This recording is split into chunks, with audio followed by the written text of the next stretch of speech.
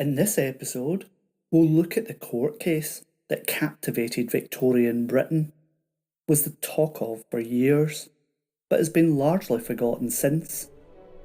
This is part 2 of the Tichborne case.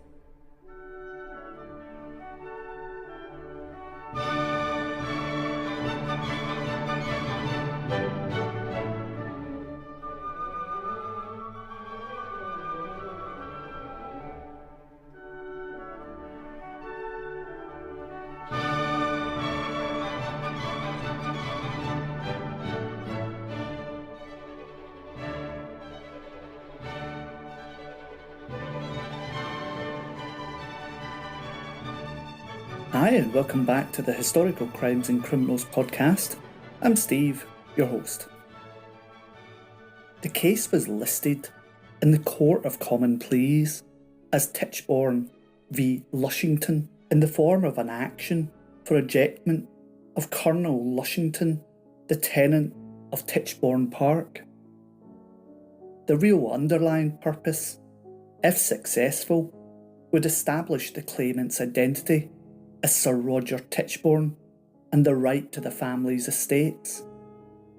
Failure on his part would decry him in public eyes as an imposter.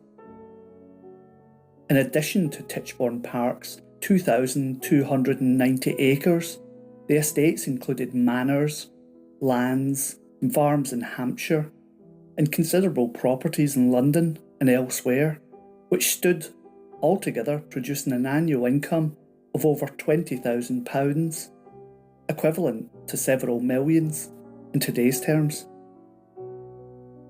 The case was covered in every national newspaper and was the talk of the town, with everyone siding one way or another, families arguing, pubs in full debate, workplaces. There was no end and no escape from it. In the hearing, which took place within the Palace of Westminster, began on the 11th of May 1871 before Sir William Bovill. He was the Chief Justice of the Common Pleas. The claimant's legal team was led by William Ballantyne and Harding Gifford, both highly experienced advocates. Opposing them, acting on instructions from the bulk of the Tichborne family, were John Duke Coleridge, the Solicitor General, and Henry Hawkins, a future High Court judge who was then at the height of his powers as a cross-examiner.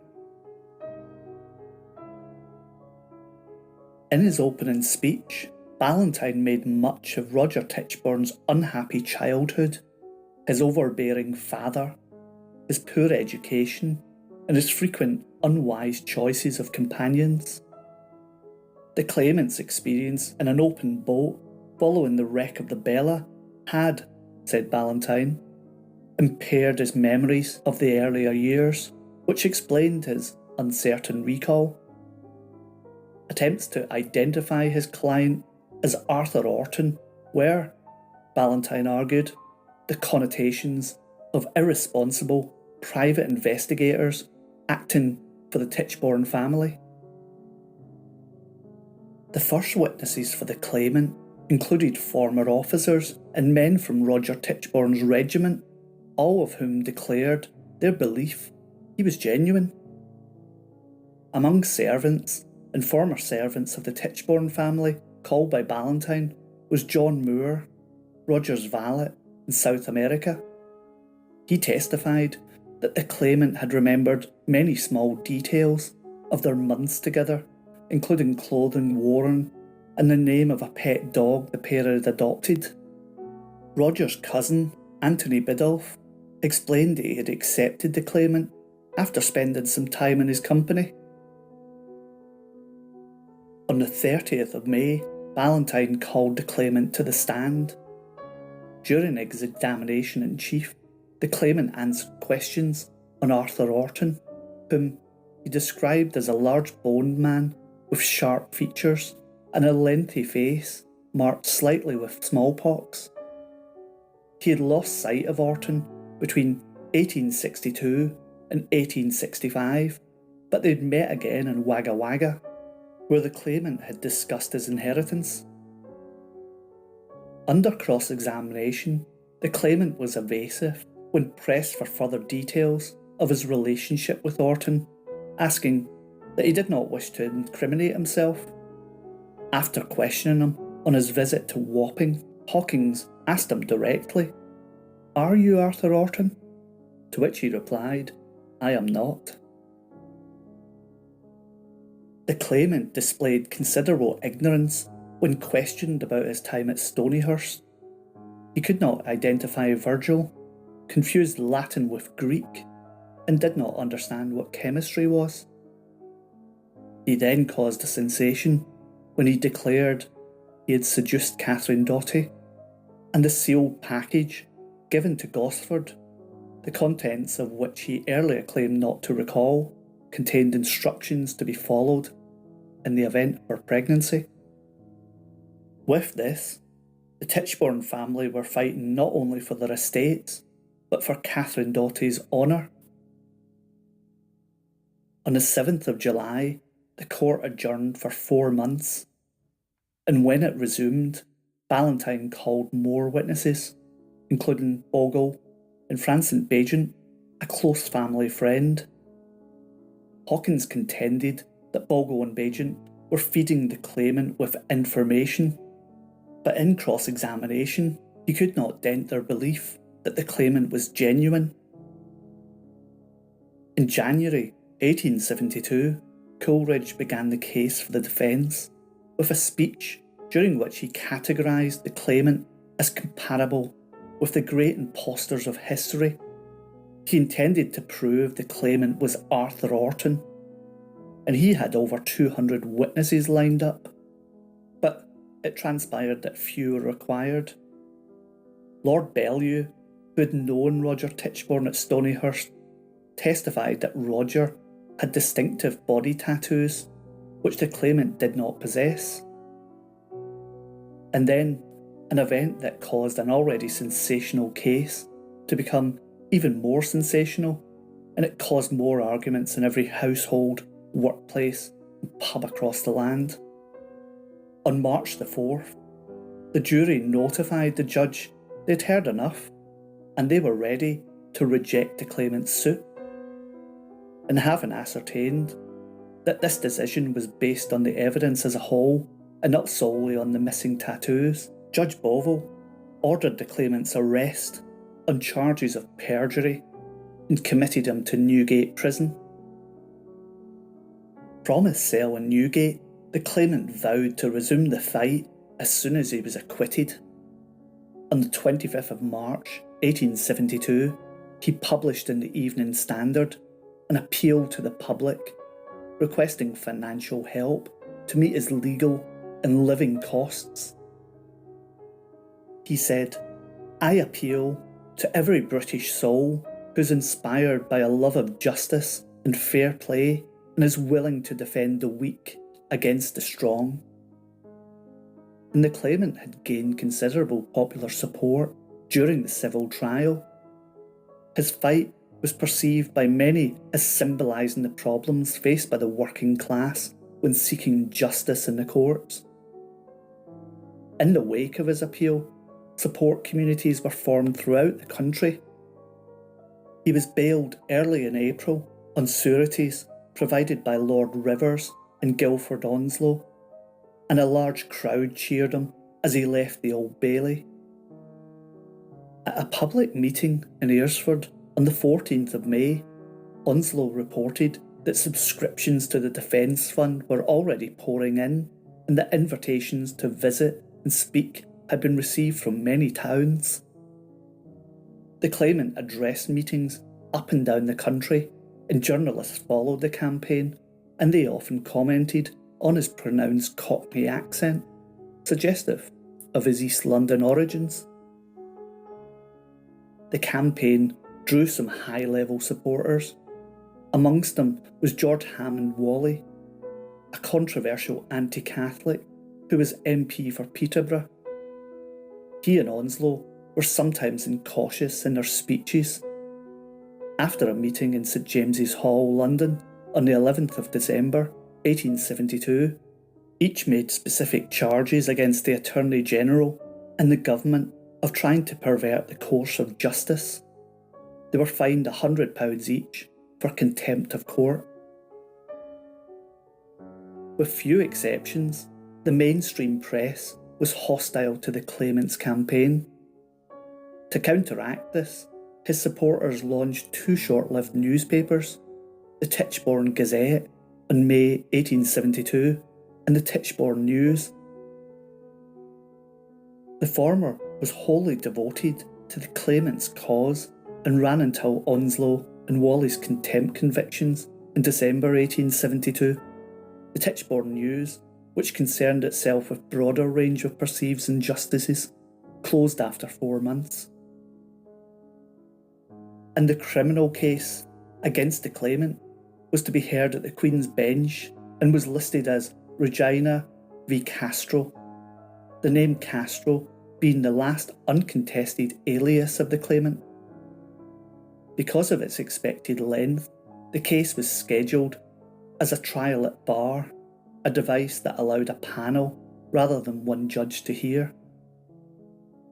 The president of the panel was Sir Alexander Cockburn, the Lord Chief Justice.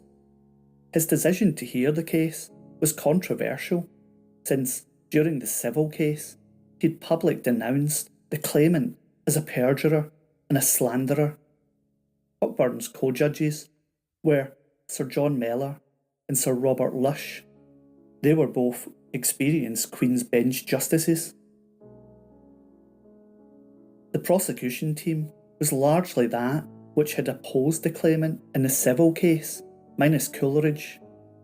Hawkins led the team, his main assistants being Charles Bowen and James Matthew. The Claimant's team was significantly weaker. He would not re-engage Ballantyne, and his other civil case lawyers declined to act for him again. Others refused the case, probably because they knew they would have to present evidence concerning the seduction of Catherine Doughty. The Claimant's backers eventually engaged Edward Keneally, an Irish lawyer of acknowledged gifts, but he was known to be eccentric. Keneally had previously featured in several prominent defences, including those of the poisoner William Palmer and the leaders of the 1867 Fenian Rising. He was assisted by undistinguished juniors, Patrick McMahon, an Irish MP who was frequently absent, and the young and experienced Cooper Wilde. Keneally's task was made even more difficult when several of his upper-class witnesses refused to appear, perhaps afraid of the ridicule they anticipated from the Crown's lawyers.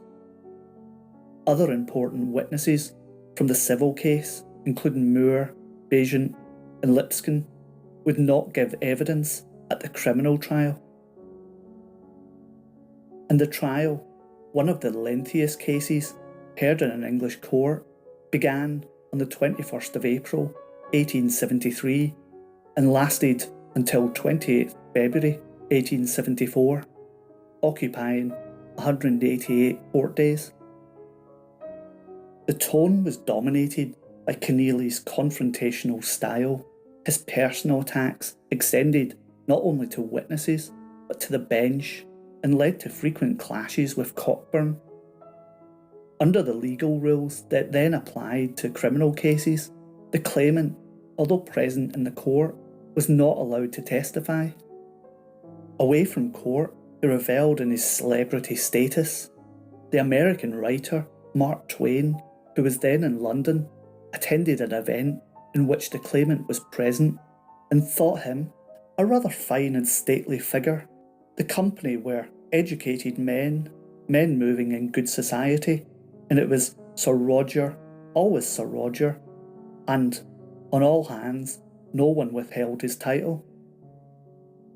Altogether, Hawkins called 215 witnesses. They included people from France, Melipilla, Australia, and Wapping, who testified that either the Claimant was not Roger Tichborne, or that he was Arthur Orton. A handwriting expert swore that the claimant's writing resembled Orton's, but not Roger Tichborne's. The entire story of rescue by the Osprey was, Hawkins asserted, a fraud. A ship of that name had arrived in Melbourne in July 1854, but did not correspond to the claimant's description. Furthermore, the claimant had provided the wrong name for the Osprey's captain, and the names he gave for two of the Osprey's crew were found to belong to members of the crew of the Middleton, a ship which had landed Orton at Hobart. No mention of a rescue had been found in the Osprey's log or the Melbourne Harbour Master's records, giving evidence on the contents of the sealed packet. Gosford revealed it contained information regarding the disposition of certain properties, but nothing relating to Catherine Doherty's seduction or pregnancy. Keneally's defence was the claimant was a victim of a conspiracy which encompassed the Catholic Church, the government, and the legal establishment. He frequently sought to demolish witness characters, as with Lord Bellew, whose reputation he destroyed by revealing details of the peer's adultery. Keneally's own witness included Bogle and Biddulph, who remained steadfast, but more sensational testimony came from a sailor called Jean Lou, who claimed he'd been on the Osprey during the rescue mission, and Lou identified the claimant as Mr. Rogers, one of 6 survivors picked up and taken to Melbourne. On investigation, sensationally, Lou was found to be an imposter. He was a former prisoner who'd been in England at the time of the Bella's sinking, and he was subsequently convicted of perjury and sentenced to 7 years imprisonment. After closing addresses from Keneally and Hawkins, Cockburn began summing up on the 29th of January 1874. His speech was prefaced by a severe denunciation of Keneally's conduct, the longest, severest, and best merited rebuke ever administered from the bench to a member of the bar. The toning of the summing up was partisan, frequently drawing the jury's attention to the claimant's gross and astonishing ignorance of the things he would certainly know if he was Roger Tichborne. Cockburn rejected the claimant's version of the sealed package contents and all the imputations against Catherine Doherty's honour. Whilst much of the newspapers applauded Cockburn's forthrightness, his summing up was also criticised as a Niagara of condemnation rather than an impartial review.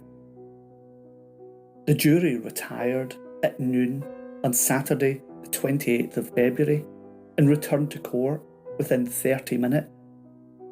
Their verdict declared that the claimant was not Roger Tichborne, he had not seduced Catherine Doherty, and that he was indeed Arthur Orton. He was thus convicted of perjury. The jury added a condemnation of Keneally's conduct during the trial. After the judges refused his request to address the court, the claimant was sentenced to 2 consecutive terms of 7 years imprisonment. Keneally's behaviour ended his legal career. He was expelled from the Oxford Circuit Mess and from Gray's Inn, and so he could no longer practice. On the 2nd of December 1874, the Lord Chancellor revoked Keneally's patent as a Queen's Counsel. But the story didn't stop there. The court's verdict swelled the popular tide in favour of the claimant. He and Keneally were hailed as heroes, the latter as a martyr who had sacrificed his legal career. George Bernard Shaw, writing much later, highlighted the paradox whereby the claimant was perceived simultaneously as a legitimate baronet and a working class man denied his legal rights by the ruling elite. In April 1874, Keneally launched a political organisation. It was called the Magna Charta Association, with a broad agenda that reflected some of the Chartist demands of the 1830s and 40s. In February 1875, Keneally fought a parliamentary by-election for Stoke-upon-Trent as the People's candidate, and he won with a resounding majority. However, he failed to persuade the House of Commons to establish a royal commission into the Tichborne trial, his proposal securing only his own vote and the support of 2 non-voter tellers against 433 opposed. Thereafter, within Parliament, Keneally became a generally derided figure, and most of his campaigning was conducted elsewhere. In the years of the Tichborne movement's popularity, a considerable market was created for souvenirs in the form of medallions, china figurines, tea cloths, and other memorabilia. However, by 1880, interest in the case had declined, and in the general election of that year, Keneally was heavily defeated, and indeed, he died of heart failure a few days after the election. The Magna Charta Association continued for several more years, with dwindling support. The Claimant was released on licence on the 11th of October, 1884, after serving 10 years. He was much slimmer. A letter to Onslow, dated May 1875, reports a loss of £148, or 67 kg. Throughout his imprisonment, he had maintained that he was Roger Tichborne, but on release, he disappointed supporters by showing no interest in the Magna Charta Association, instead signing a contract to tour with music halls and circuses. The British public's interest in him had largely waned, and in 1886 he went to New York, but failed to inspire any enthusiasm there and ended up working as a bartender. He returned in 1887 to England, where, although not officially divorced from Mary Ann Bryant, he married a music hall singer, Lily Enware. In 1895, for a fee of a few £100, he confessed in the People newspaper that he was, after all, Arthur Orton. With the proceeds, he opened a small tobacconist shop in Islington. However, he quickly retracted the confession and insisted again that he was Roger Tichborne.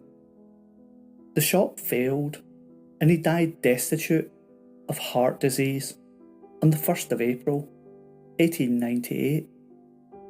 His funeral caused a brief revival of interest. Around 5,000 people attended Paddington Cemetery for the burial in an unmarked pauper's grave. Well, that's it for another episode of the Historical Crimes and Criminals podcast. I hope you enjoyed that one, and if you did, follow me on Twitter on the Historical Crimes and Criminals podcast. And till next time, bye bye.